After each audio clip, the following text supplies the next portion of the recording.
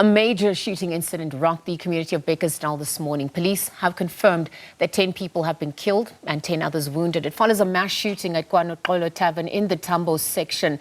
Let's get more on this developing story. For this, we're going to, in fact, be joined on the line by Gauteng Deputy Police Commissioner, Major General Fred Kekana. Major General Fred, a very good morning and thank you for your time on the SABC at this hour. I know that you responded to the scene and details are still sketchy at this point, but as it stands, talk to us about really what transpired as we look at the number of injuries and deaths as well, the location even. What can you confirm at this point? Yeah, good morning, Michelle.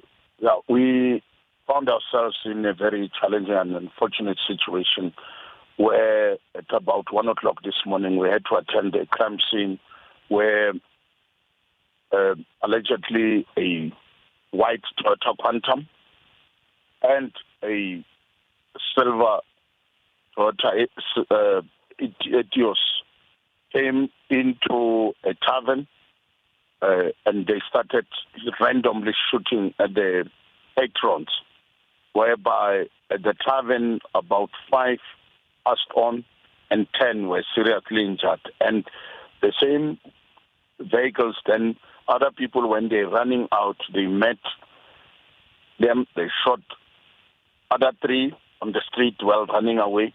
They were taken to the nearest clinic, which is few meters away. They passed on. Another one passed on the road. That's the 9th one.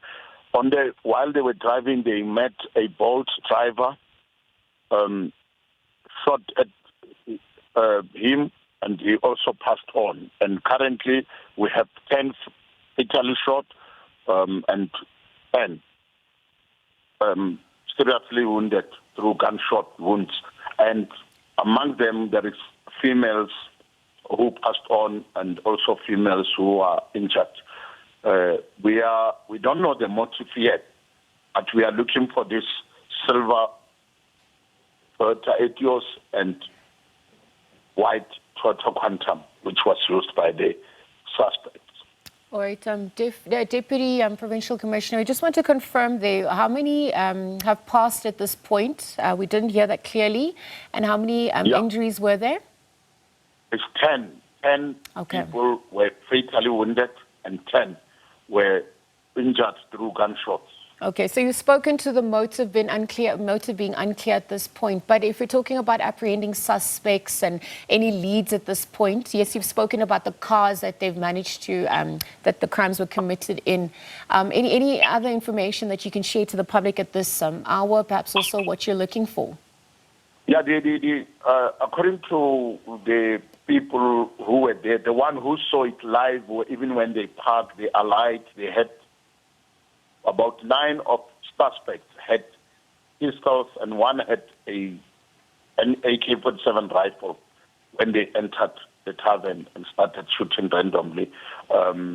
We are still busy obtaining statements.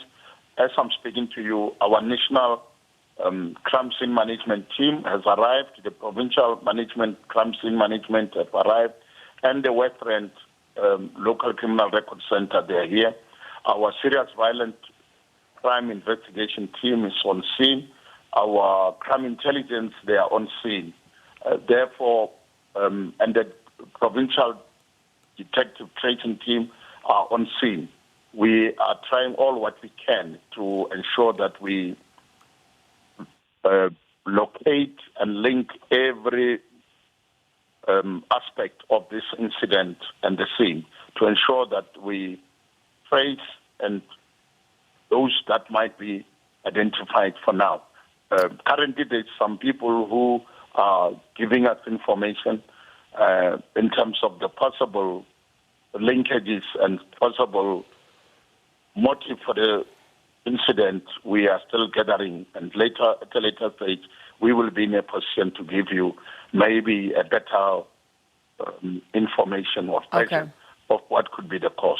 Just also wondering, in terms of the location, was it a crime hotspot? And even if we're just looking at the tavern, was it operating legally or illegally at this point? I mean, what do we know about the area where the incident occurred? Firstly, the tavern, it's a licensed tavern, and in most cases, or all cases, when the police visited, they found them compliant. And the area where it is, of course, it's a crime hotspot.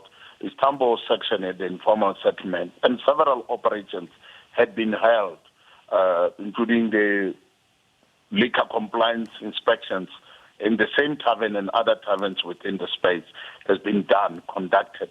And this one came as a shock or unexpected, really.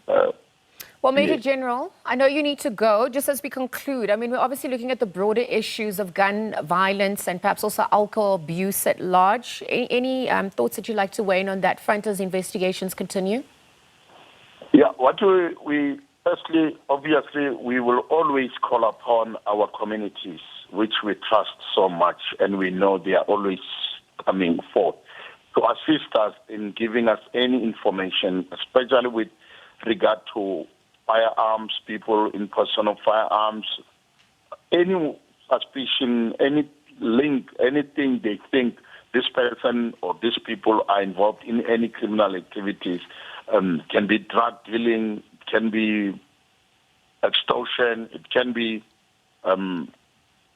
robberies or any other crime. We will always appreciate our community to assist us. And for this festive season, it seems we are in Gauteng, this multiple shots at drinking places, it's a challenge. Although I like that since September this year, up to date, we managed to close over 8,000 unlicensed liquor outlets. And we managed to recover almost 73 firearms as the province up to the end of October. And when we go up to November and now, it will be more than what we provide.